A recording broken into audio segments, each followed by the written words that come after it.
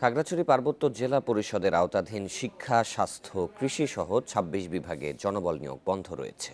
এতে একদিকে যেমন ব্যাহত হচ্ছে সরকারি কার্যক্রম, অন্যদিকে নিয়োগ বন্ধ থাকায় হতাশ চাকুরি প্রার্থীরা। তবে নিয়োগ প্রক্রিয়া শুরুর জন্য এরই মধ্যে মন্ত্রণালয়ে চিঠি দেওয়ার কথা জানিয়েছেন জেলা পরিষদের চেয়ারম্যান।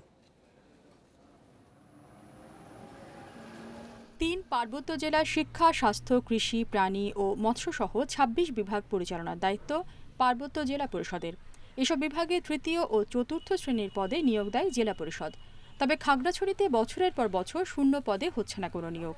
প্রাইমারি স্কুলে অ্যাপ্লাই করছিলাম ৩ বছর অতিক্রম হয়ে যাচ্ছে, এখনও নিয়োগ হচ্ছে না, হয়েও নাই। আর কৃষি অফিসে যেটা অ্যাপ্লাই করছিলাম ওটাও প্রায় ১.৫ বছর হয়ে যাচ্ছে।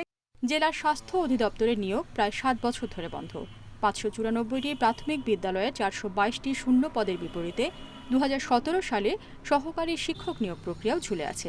জনবল না থাকলে স্বাস্থ্য ব্যবস্থা একটু তো আমাদের সমস্যা হচ্ছে, যেহেতু তৃতীয় চতুর্থ শ্রেণীর পদগুলো খুবই গুরুত্বপূর্ণ। শিক্ষক যদি না থাকে আসলে শ্রেণী পাঠদান চালানোর ক্ষেত্রে কিছুটা সমস্যার সৃষ্টি হয়।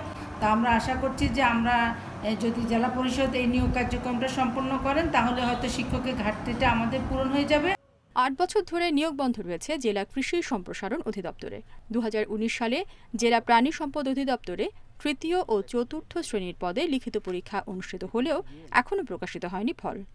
আমাদের শূন্য পদ যাতে জেলা পরিষদ খাগড়াছড়ি পূরণের ব্যবস্থা করেন, যাতে জনবল নিয়োগ দিয়ে আমরা আমাদের কর্মকে বাড়াতে পারি। এই দীর্ঘ সময়েও যেহেতু নিয়োগ হয় নাই, যার জন্য আমরা আমাদের কাজ লোকবলভাবে কাজকর্ম হচ্ছে না। জেলা পরিষদ চেয়ারম্যান জানান, শূন্য পদে নিয়োগের জন্য মন্ত্রণালয়ে লিখিতভাবে জানানো হয়েছে।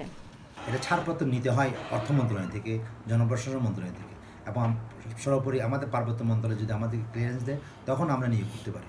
তারপরেও আমরা ইদানিং আমরা পরিষদের সিদ্ধান্ত মোতাবেক আমরা চিঠি দিয়েছি এবং মন্ত্রী মহোদয়, সচিব মহোদয়ের সাথে আমার আলাপ হয়েছে। খাগড়াছড়ি জেলা পরিষদের আওতায় বিভিন্ন বিভাগে শূন্য পদের সংখ্যা প্রায় ১,০০০। Independent news desk.